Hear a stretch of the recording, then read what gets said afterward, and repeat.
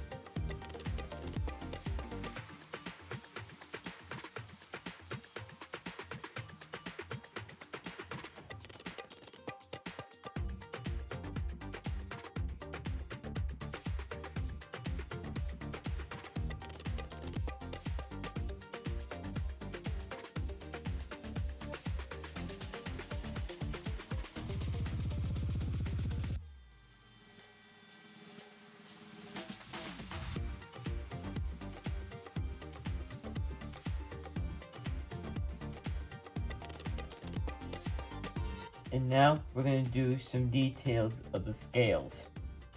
So we're going to be doing a time lapse of this.